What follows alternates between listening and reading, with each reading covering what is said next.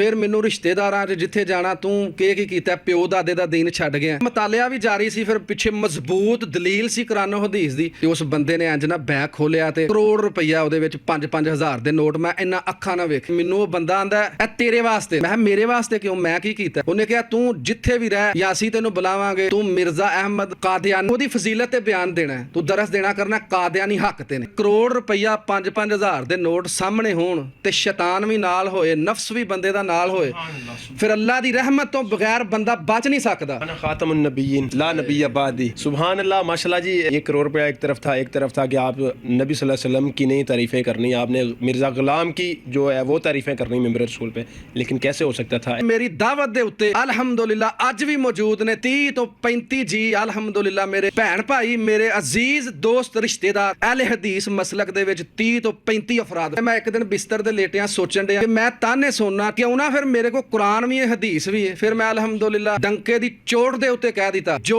करना मेरे नाल कर लो। मैं अल्हम्दुलिल्लाह मसलक अहले हदीस नूं कबूल करना। एक अहले हदीस दा स्टेज जदों भी मैनूं कोई मसला बनया उन्हां मेरे सामने आख्या वकाल अल्लाह तआला फिल कुरानिल मजीद वकाला काला रसूलुल्लाह सल्लल्लाहु अलैहि वसल्लम। नबी सल्लल्लाहु अलैहि वसल्लम दी हदीस है जे कुरान दी आयत है। अस्सलाम वालेकुम नाज़रीन, आज हमारे साथ मौलाना अब्दुल्ला कैसर साहब मौजूद है। नाज़रीन, अब्दुल्ला कैसर साहब वो शख्सियत है 17 साल की जदोजहद के बाद इन्होंने मसले के हक़ अहले हदीस में ये आए और 17 साल की जदोजहद में ये आलम दीन भी बन चुके। नाज़रीन, ये वो शख्स है मिर्ज़ा गुलाम कादियानी। उसके हवारियों ने 1 करोड़ की पेशकश की कि आप मसले के अहले हदीस के अलावा कोई और मसले के अलावा आप मिर्ज़े की आप तारीफ़ें करें अपने मिंबर रसूल पे। ये वो शख्स है इसने कहा कि तुम्हें मिर्ज़े के ये पैसे मुबारक, मुझे आप सल्लल्लाहु अलैहि वसल्लम का दीन मुबारक। ये वो शख्स है अब्दुल्ला कैसर। ये वो शख्स है कि जिन्होंने 1 करोड़ रुपया ठुकरा दिया। ये कैसे हुआ, क्या मामला थे, आइए हम इनकी ज़बानी ही सुनते हैं। अब्दुल्ला कैसर भाई, आपकी तालीम क्या थी और आप कैसे इस तरफ राग़िब हुए? बिस्मिल्लाहिर्रहमानिर्रहीम। तालीम मेरी मैट्रिक सी ते कुरान पाक मैं अल्हम्दुलिल्लाह पढ़िया सी ते नमाज नहीं सा पढ़दा, नमाज फिर शुरू कर दी थी अल्हम्दुलिल्लाह। नमाज आप मसले के अहले हदीस में कैसे हैं?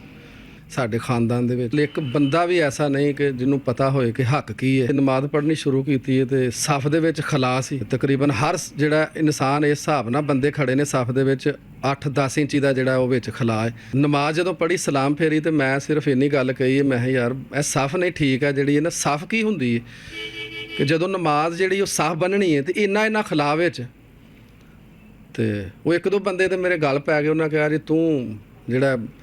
ਤੂੰ ਨਮਾਜ਼ ਆ ਗਿਆ ਮਸੀਤੇ ਨਮਾਜ਼ੀ, ਤੂੰ ਕਿਸੇ ਭਾਬੀ ਕੋਲ ਤਾਂ ਨਹੀਂ ਬਹਿ ਗਿਆ।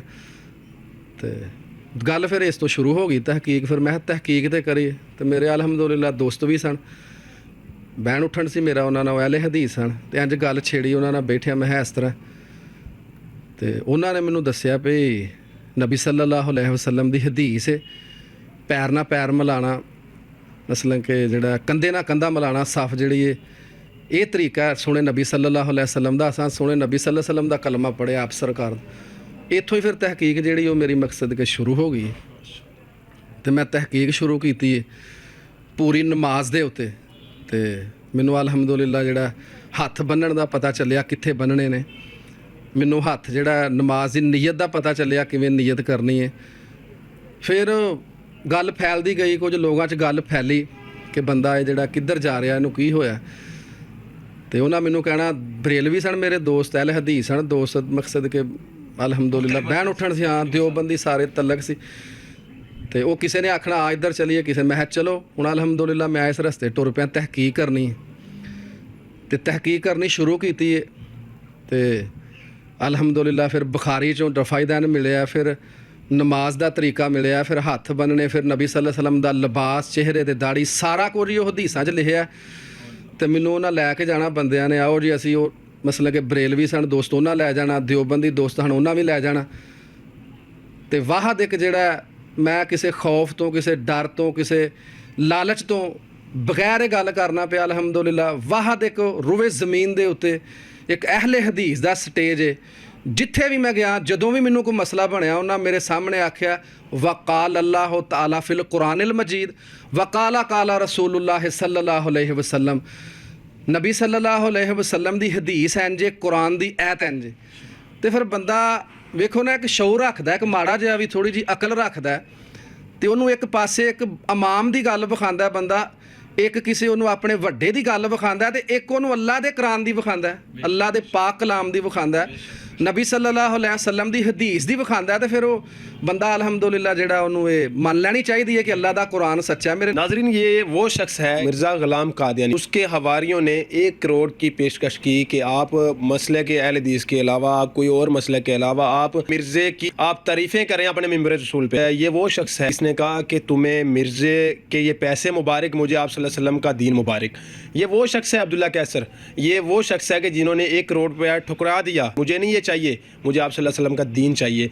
अच्छा, आपको कौन कौन सी मुश्किलात आई और ये जो 1 करोड़ वाला किस्सा है ये कैसे बना, क्या मामला थे, ये ज़रा हमारे नाज़रीन को बताएं। ਮੁਸ਼ਕਲਾਤ ਸ਼ੁਰੂ ਤੋਂ ਹੀ ਵੇਖੋ ਨਾ, ਤੁਸੀਂ ਨਬੀਆਂ ਦੀ ਹਿਸਟਰੀ ਪੜ੍ਹ ਲਓ, ਜਿੰਨੇ ਵੀ ਤੌਹੀਦ ਦਾ ਡੰਕਾ ਲਾਇਆ ਨਾ, ਉਹਨੇ ਰੁਵੇ ਜ਼ਮੀਨ ਤੇ ਆਖਿਆ ਯਾ ਅਯੁਹਨ ਨਾਸੋ ਕੂਲੂ ਲਾ ਇਲਾਹਾ ਇਲੱਲਾ, ਤੇ ਪੈਗੰਬਰਾਂ ਦੇ ਲੋਕ ਦੁਸ਼ਮਣ ਹੋ ਗਏ। ਤੇ ਇਸੇ ਤਰ੍ਹਾਂ ਹੀ ਲੋਕ ਜਿਹੜਾ ਉਹ ਪਤਾ ਚੱਲਣਾ ਹੋ ਗਿਆ, ਮੈਂ ਵੀ ਜਿੱਧਰ ਨੂੰ ਜਾਣਾ ਮੈਨੂੰ ਵੀ ਲੋਕਾਂ ਨੇ ਮਰਤੱਦ ਹੋ ਗਿਆ। ਕਈਆਂ ਬੰਦਿਆਂ ਨੇ ਤੇ ਐਸਿਆਂ ਨੇ, ਮੈਨੂੰ ਅਜੇ ਵੀ ਯਾਦ ਹੈ, ਉਹਨਾਂ ਕਲਮਾ ਭਰ ਕੇ ਕਿਹਾ ਤੂੰ ਮਰਤੱਦ ਹੋ ਗਿਆ। ਮੈਂ ਮਰਤੱਦ ਹੋ ਪਹਿਲਾਂ ਸਾਂ, ਹੁਣ ਮੈਂ ਅੱਲਾ ਦਾ ਕੁਰਾਨ ਮੰਨਿਆ, ਨਬੀ ਸੱਲੱਲਾਹੁ ਅਲੈਹਿ ਵਸੱਲਮ ਦਾ ਫਰਮਾਨ ਮੰਨਿਆ, ਹੁਣ ਮੈਂ ਮਰਤੱਦ ਹੋ ਗਿਆ। ਫਿਰ ਮੈਨੂੰ ਰਿਸ਼ਤੇਦਾਰਾਂ 'ਚ ਜਿੱਥੇ ਜਾਣਾ ਤੂੰ ਕੀ ਕੀਤਾ, ਪਿਓ ਦਾਦੇ ਦਾ ਦੀਨ ਛੱਡ ਗਿਆ। ਫਿਰ ਨਾਲ ਮਤਾਲਿਆ ਵੀ ਜਾਰੀ ਸੀ, ਫਿਰ ਪਿੱਛੇ ਮਜ਼ਬੂਤ ਦਲੀਲ ਸੀ ਕੁਰਾਨੋ ਹਦੀਸ ਦੀ। ਫਿਰ ਅਲਹਮਦੁਲਿल्लाह ਮੈਨੂੰ ਅੱਲਾ ਨੇ ਇਸਤਕਾਮਤ ਦਿੱਤੀ। ਮੇਰਾ ਇਹਦੇ 'ਚ ਕੋਈ ਇਲਮ ਦਾ ਜਾਂ ਮੇਰੀ ਕੋਈ ਬਹਾਦਰੀ ਨਹੀਂ, ਇਹ ਸਭ ਉਹਦੀ ਖਾਸ ਰਹਿਮਤ ਹੈ ਕਿ ਮੈਨੂੰ ਉਹਨੇ ਚੁਣ ਲਿਆ ਅਲਹਮਦੁਲਿल्लाह। ਤੇ ਫਿਰ ਜਿਹੜਾ ਤਾਨੇ ਮੈਨੂੰ ਮਿਲਨੇ, ਮੈਂ ਇੱਕ ਦਿਨ ਬਿਸਤਰ 'ਤੇ ਲੇਟਿਆਂ ਸੋਚਣ ਡਿਆ ਕਿ ਮੈਂ ਤਾਨੇ ਸੁਣਨਾ, ਛੁਪ ਕੇ ਗੱਲਾਂ ਕਰਨਾ, ਇਹਨਾਂ ਦੀਆਂ ਸੁਣਨਾ ਵਾ, ਤੇ ਕਿਉਂ ਨਾ ਫਿਰ ਮੇਰੇ ਕੋਲ ਕੁਰਾਨ ਵੀ ਹੈ, ਹਦੀਸ ਵੀ ਹੈ। ਫਿਰ ਮੈਂ ਅਲਹਮਦੁਲਿल्लाह ਡੰਕੇ ਦੀ ਚੋਟ ਦੇ ਉੱਤੇ ਕਹਿ ਦਿੱਤਾ ਵੀ ਜੋ ਕਰਨਾ ਮੇਰੇ ਨਾਲ ਕਰ ਲਓ, ਮੈਂ ਅਲਹਮਦੁਲਿल्लाह ਮਸਲਕ ਅਹਿਲੇ ਹਦੀਸ ਨੂੰ ਕਬੂਲ ਕਰਨਾ, ਇਹੋ ਹੀ ਮੌਤ ਤੱਕ ਮੇਰਾ ਦੀਨ ਹੋਏਗਾ, ਅੱਲਾ ਦਾ ਕੁਰਾਨ ਤੇ ਨਬੀ ਸੱਲੱਲਾਹੁ ਅਲੈਹਿ ਵਸੱਲਮ ਦਾ ਫਰਮਾਨ। ਫਿਰ ਮੇਰੀ ਦਾਵਤ ਦੇ ਉੱਤੇ ਅਲਹਮਦੁਲਿल्लाह ਅੱਜ ਵੀ ਮੌਜੂਦ ਨੇ 30 ਤੋਂ 35 ਜੀ ਅਲਹਮਦੁਲਿल्लाह ਮੇਰੇ ਭੈਣ ਭਾਈ, ਮੇਰੇ ਅਜ਼ੀਜ਼ ਦੋਸਤ, ਰਿਸ਼ਤੇਦਾਰ ਅਹਿਲੇ ਹਦੀਸ ਮਸਲਕ ਦੇ ਵਿੱਚ 30 ਤੋਂ 35 ਅਫਰਾਦ ਫਿਰ ਆਏ। ਮਾਸ਼ਾਅੱਲਾ। ਉਹ ਜਿਹੜਾ ਮਸਲਾ ਕਾਦੀਆਨੀ ਤਲਾ ਉਹਨਾਂ ਨੇ ਕੋਈ ਚੱਕਰ ਐਸਾ ਚਲਾਇਆ, ਮੈਨੂੰ ਨਾ ਉਹਨਾਂ ਕੋਲ ਬੁਲਾ ਲਿਆ ਕਿ ਆਓ ਕੋਈ ਖਿਤਾਬ ਕਰਨਾ ਤੇ ਤੁਹਾਡਾ ਵੀ ਪ੍ਰੋਗਰਾਮ ਹੈ। ਮੈਂ ਉੱਥੇ ਗਿਆ, ਮੈਨੂੰ ਅੱਜ ਜਗ੍ਹਾ ਵੀ ਮੌਜੂਦ ਹੈ, ਅੱਜ ਵੀ ਜਗ੍ਹਾ ਮੈਨੂੰ ਯਾਦ ਹੈ, ਤੇ ਮੈਂ ਬੁਲਾ ਲਿਆ ਗਿਆ ਉੱਥੇ ਉਹਨਾਂ ਦੇ ਪਤੇ ਦੇ ਉੱਤੇ ਜਿੱਥੇ ਰਾਬਤੇ ਵਿੱਚ ਹਨ ਮੇਰੇ ਨਾਲ। ਤੇ ਇੱਕ ਇਸ ਤਰ੍ਹਾਂ ਜਾ ਕੇ ਬੜੀ ਖੂਬਸੂਰਤ ਉਹਨਾਂ ਜਗ੍ਹਾ ਬਣਾਈ ਹੈ, ਦਫ਼ਤਰ ਬਣਾਏ ਨੇ, ਉੱਥੇ ਉਹਨਾਂ ਜਾ ਕੇ ਮੈਨੂੰ ਬਿਠਾ ਲਿਆ। ਇੱਕ ਬੈਠਾ ਮੈਂ ਉੱਥੇ ਜਾ ਕੇ, ਤੇ ਮੈਨੂੰ ਗੱਲਾਂ ਬਾਤਾਂ ਕਰਦੇ ਰਹੇ, ਚਾਹ ਪਾਣੀ ਪਿਆਇਆ। ਤੇ ਉਹ ਬੰਦੇ ਨੇ ਲਿਆ ਕੇ ਨਾ, ਇੰਜ ਇੱਕ ਬੰਦਾ ਆਇਆ ਬੈਗ ਲੈ ਕੇ, ਤੇ ਉਸ ਬੰਦੇ ਨੇ ਇੰਜ ਨਾ ਬੈਗ ਖੋਲ੍ਹਿਆ ਤੇ ਕਰੋੜ ਰੁਪਈਆ ਉਹਦੇ ਵਿੱਚ 5-5 ਹਜ਼ਾਰ ਦੇ ਨੋਟ ਮੈਂ ਇੰਨਾ ਅੱਖਾਂ ਨਾਲ ਵੇਖੇ ਨੇ। ਤੇ ਮੈਨੂੰ ਉਹ ਬੰਦਾ ਆਂਦਾ ਇਹ ਤੇਰੇ ਵਾਸਤੇ ਨੇ। ਤੇ ਮੈਂ ਕਿਹਾ ਮੇਰੇ ਵਾਸਤੇ ਕਿਉਂ, ਮੈਂ ਕੀ ਕੀਤਾ? ਉਹਨੇ ਕਿਹਾ ਤੂੰ ਜਿੱਥੇ ਵੀ ਰਹਿ ਜਾਂ ਅਸੀਂ ਤੈਨੂੰ ਬੁਲਾਵਾਂਗੇ, ਤੂੰ ਮਿਰਜ਼ਾ ਅਹਿਮਦ ਗੁਲਾਮ ਕਾਦੀਆਨੀ ਹੈ ਕੋਈ। ਮੈਨੂੰ ਤਾਂ ਪਤਾ ਹੀ ਨਹੀਂ ਸੀ ਚੱਲਿਆ ਇਸ ਮਸਲੇ ਦਾ। ਬੜੀ ਤਹਿਕੀਕ ਤੋਂ ਬਾਅਦ ਮੈਂ ਰਿਸਰਚ ਕਰਦਾ ਰਿਹਾ ਤੇ ਪਤਾ ਚੱਲਿਆ ਕਿ ਉਹਨੂੰ ਉਹ ਨਬੀ ਮੰਨਦੇ ਨੇ ਜ਼ਾਲਮ। ਤੇ ਜਦੋਂ ਮੈਨੂੰ ਇਹ ਪਤਾ ਚੱਲਿਆ, ਮੈਨੂੰ ਗੱਲਾਂ ਬਾਤਾਂ ਕਰਦੇ ਰਹੇ ਤੇ ਇਹ ਤੂੰ ਉਹਦੀ ਫਜ਼ੀਲਤ ਤੇ ਬਿਆਨ ਦੇਣਾ, ਤੂੰ ਦਰਸ ਦੇਣਾ ਕਰਨਾ, ਕਾਦੀਆਨੀ ਹੱਕ ਤੇ ਨੇ। ਤਹਿਕੀਕ ਪਹਿਲਾਂ ਹੀ ਮੇਰੀ ਸ਼ੁਰੂ ਸੀ, ਮੈਂ ਜਾਰੀ ਸੀ। ਉਹਨਾਂ ਮੇਰੇ ਤੇ ਦਬਾਅ ਵੀ ਪਾਇਆ ਤੇ ਫਿਰ ਕਰੋੜ ਰੁਪਈਆ 5-5 ਹਜ਼ਾਰ ਦੇ ਨੋਟ ਸਾਹਮਣੇ ਹੋਣ ਤੇ ਸ਼ੈਤਾਨ ਵੀ ਨਾਲ ਹੋਏ, ਨਫਸ ਵੀ ਬੰਦੇ ਦਾ ਨਾਲ ਹੋਏ, ਫਿਰ ਅੱਲਾ ਦੀ ਰਹਿਮਤ ਤੋਂ ਬਗੈਰ ਬੰਦਾ ਬਚ ਨਹੀਂ ਸਕਦਾ। ਫਿਰ ਮੈਂ ਅੱਲਾ ਦਾ ਕਾਲ ਮਲਾਈ, ਮੈਂ ਯਾ ਅੱਲਾ ਜੀ ਮਾਨ ਤੇ ਡਾਕਾ ਲੱਗਾ ਪੈਣ, ਮੈਨੂੰ ਬਚਾ ਲੈ ਮੇਰੇ ਰੱਬ। ਫਿਰ ਅਲਹਮਦੁਲਿल्लाह ਜਿਹੜਾ ਮੈਂ ਉਹਨਾਂ ਨੂੰ ਦੱਸਿਆ, ਮੇਰੇ ਨਾਲ ਵੀ ਭਾਈ ਬਾਹਰ ਨੇ, ਜੇ ਮੇਰੇ ਨਾਲ ਤੁਸੀਂ ਕੋਈ ਜ਼ਿਆਦਤੀ ਕੀਤੀ ਤੇ ਫਿਰ ਉਹ ਇਸ ਗੱਲ ਤੋਂ ਠੰਗਰ ਗਏ। ਤੇ ਫਿਰ ਮੈਂ ਨਿਕਲਿਆ, ਮੈਂ ਕਿਹਾ ਜੀ ਮੈਂ ਜਾ ਸਕਣਾ। ਉਹਨਾਂ ਕਿਹਾ ਜੀ ਕਰੋੜ ਰੁਪਈਆ। ਤੇ ਐਂਡ ਦੇ ਲਫਾਜ਼ ਫਿਰ ਇਹ ਕਹਿ ਕੇ ਨਿਕਲਿਆ ਕਿ ਤੈਨੂੰ ਤੇਰਾ ਨਬੀ ਮਿਰਜ਼ਾ ਕਾਦੀਆਨੀ ਮੁਬਾਰਕ ਹੋਏ, ਮੈਨੂੰ ਮੇਰਾ ਨਬੀ ਮੁਹੰਮਦ ਰਸੂਲullah ਮੁਬਾਰਕ ਹੋਏ ਸੱਲੱਲਾਹੁ ਅਲੈਹਿ ਵਸੱਲਮ। ਫਿਰ ਮੈਂ ਨਿਕਲ ਆਇਆ ਉੱਥੋਂ। जी जी, आना ख़ातमुन नबीय्यीन ला नबी बादी। सुबहान अल्लाह, माशाल्लाह जी। अब्दुल्ला कैसर साहब ने एक मिसाल कायम की। 1 करोड़ रुपया एक तरफ था कि आप नबी सल्लल्लाहु अलैहि वसल्लम की नहीं तारीफ़ें करनी, आपने मिर्ज़ा ग़ुलाम की जो है वो तारीफ़ें करनी मिंबर रसूल पे। लेकिन कैसे हो सकता था? अहले हदीस स्टेज हो, कोई भी स्टेज हो, मैं कहूँगा किसी भी मसलक का हो, वो जो ईमानदार बंदा है वो कभी भी ये काम, जिसका आप सल्लल्लाहु अलैहि वसल्लम पर यकीन कामिल है कि वो आप सल्लल्लाहु अलैहि वसल्लम हमारे नबी सल्लल्लाहु अलैहि वसल्लम हैं, हमारे आखिरी नबी हज़रत मोहम्मद सल्लल्लाहु अलैहि वसल्लम हैं, तो इंशाल्लाह वो कभी भी डगमगाएगा नहीं। जिसको पता है कल को मैंने मरना भी है, जिसको पता है कि जन्नत उन्होंने कहना है तो जन्नत मिलनी है, नहीं तो नहीं मिलनी। नाजरीन, हमारे साथ अब्दुल्ला कैसर साहब मौजूद है। अब्दुल्ला कैसर साहब से पूछते हैं, तहकीक के दौरान अब्दुल्ला कैसर साहब आपको ज़ाहिर बात है उलमा से रवाबित भी करने पड़े होंगे, आपने तहकीक के दौरान कौन कौन से आलिम दीनों से रबते किए, वो ज़रा काइंडली बताएँ। ਤਹਿਕੀਕ ਦੇ ਦੌਰਾਨ ਮੈਂ ਜਿਹੜਾ ਅਲਹਮਦੁਲਿਲਾ ਇੱਕ ਤੇ ਸਾਡੇ ਦੋਸਤ ਨੇ ਇੱਥੇ ਗੋਜਰੇ ਸ਼ਹਿਰ ਦੇ ਨੇ, ਮਕਸਦ ਕਿ ਉਸਮਾਨ ਉਹਨਾਂ ਦਾ ਨਾਂ ਹੈ। ਇੱਕ ਦੋਸਤ ਨੇ ਸਾਡੇ ਉਮੈਰ ਭਾਈ, ਹੋਰ ਸਨ ਦੀਗਰ ਸਾਡੇ ਦੋਸਤ ਪਿੰਡ ਦੇ ਇੱਕ ਅਬਦੁਲ ਖਾਲਕ ਭਾਈ ਸੀ। ਤੇ ਫਿਰ ਸੈਯਦ ਸਬਤੈਨ ਸ਼ਾਹ ਸਾਹਿਬ ਨਕਵੀ ਨਾਲ ਰਾਬਤਾ ਕੀਤਾ, ਫਿਰ ਨਵਾਜ਼ ਚੀਮਾ ਸਾਹਿਬ ਨਾਲ ਮਸਲੇ ਫਿਰ ਪੁੱਛੇ ਉਹਨਾਂ ਨਾਲ, ਜਿਹੜਾ ਕਿ ਮਸਲਾ ਉਹਨਾਂ ਫਿਰ ਹਵਾਲਾ ਦੇਣਾ, ਕਿਹਾ ਤੁਸੀਂ ਇਹ ਹਦੀਸ ਵੇਖ ਲਓ, ਖੁਦ ਅੱਖਾਂ ਨਾਲ ਪੜ੍ਹ ਲਓ, ਇਹ ਕੁਰਾਨ ਦੀ ਆਇਤ ਹੈ। ਤੇ ਅਲਹਮਦੁਲਿਲਾ ਰਾਬਤਾ ਕੀਤਾ। ਫਿਰ ਇਸ ਤਹਿਕੀਕ ਦੇ ਦੌਰਾਨ ਹੀ ਫਿਰ ਮੈਨੂੰ ਖਿਤਾਬਤ ਦਾ ਸ਼ੌਕ ਪੈ ਗਿਆ। ਫਿਰ ਅਲਹਮਦੁਲਿਲਾ ਅੱਲਾ ਨੇ ਮੈਨੂੰ ਆਲਮੇ ਦੀਨ ਬਣਾ ਦਿੱਤਾ ਮਾਸ਼ਾਅੱਲਾ। ਅਲਹਮਦੁਲਿਲਾ ਤਹਿਕੀਕ ਦੇ ਦੌਰਾਨ ਹੀ ਤੁਸੀਂ ਯਾਨੀ ਕਿ ਸਟੇਜ ਤੇ ਆ ਗਏ। ਤਹਿਕੀਕ ਦੇ ਦੌਰਾਨ ਹੀ ਤਹਿਕੀਕ ਜੋ ਮਸਲੇ ਆ ਗਏ ਨੇ ਕਿ ਪੜ੍ਹਿਆ ਵੀ ਨਹੀਂ ਮਿਲਦੇ ਬੰਦੇ ਨੂੰ, ਉਹ ਕੋਰਸ ਕੀਤਿਆਂ ਵੀ ਨਹੀਂ ਮਿਲਦੇ ਜਿਹੜੇ ਅਲਹਮਦੁਲਿਲਾ ਮੈਨੂੰ ਤਹਿਕੀਕ ਜੋ ਕੁਝ ਮਿਲਿਆ। ਤੇ ਅਲਹਮਦੁਲਿਲਾ ਬੰਦਾ ਤੁਹਾਡੇ ਸਾਹਮਣੇ ਵੀ ਉਸ ਰੱਬ ਦਾ ਮੈਂ ਸ਼ੁਕਰੀਆ ਅਦਾ ਕਰਨਾ। ਹੁਣ ਮੈਂ ਮਿੰਬਰੇ ਰਸੂਲ ਤੇ ਜਿੱਥੇ ਮੈਨੂੰ ਕੋਈ ਸੱਦੇ ਅਲਹਮਦੁਲਿਲਾ ਮੈਂ ਅੱਲਾ ਦਾ ਕੁਰਾਨ ਸੁਣਾਨਾ ਔਰ ਨਬੀ ਸੱਲੱਲਾਹੁ अलैहि वसल्लम ਦਾ ਫਰਮਾਨ ਸੁਣਾਨਾ। तो आपकी डिमांड भी कोई होती है? ਡਿਮਾਂਡ ਵੇਖੋ ਜੀ, ਮੈਂ ਇਸ ਨੀਅਤ ਹੀ ਨਹੀਂ ਮੇਰੀ ਕਿ ਮੈਂ ਇਹ ਤੈਅ ਕਰਕੇ ਗੱਲ ਜਾਵਾਂ ਜਾਂ ਮੇਰਾ ਇੰਨਾ ਮੈਨੂੰ ਚਾਹੀਦਾ ਜਾਂ ਮੈਂ ਟੋਕ ਕੇ ਜਾਵਾਂ। ਅਸਲ ਨੀਅਤ ਹੋਣੀ ਚਾਹੀਦੀ ਹੈ ਪਿੱਛੇ ਕਿ ਅੱਲਾ ਦਾ दीन गालिब आए, दीन इस्लाम। बाकी रिज़्क जड़ा मुकद्दर दा मिलता ही रहता है। बेशक। नाज़रीन, अब्दुल्ला कैसर साहब हमारे स्टेज पे मसलक अहले हदीस स्टेज पे आए, किस तरह है आपने मुकम्मल तफसील आपने नोट फरमाई। अब्दुल्ला कैसर साहब से हम कहेंगे कुछ हमें आयात कुरान की हमें सुनाए, अपना अंदाज़ सुनाए अवामुन्नास को। और मसलक अहले हदीस में आने के लिए हम इनको मुबारकबाद भी पेश करते हैं। नाज़रीन, हम इंशाल्लाह इनसे कुछ आयात सुनेंगे, आइए सुनते हैं। ਐਤ ਮੈਂ ਤੈਨੂੰ ਅਲਹਮਦੁਲਿਲਾ ਇੱਕ ਹੀ ਸੁਣਾ ਦੇਣਾ ਕੁਰਾਨ ਦੀ।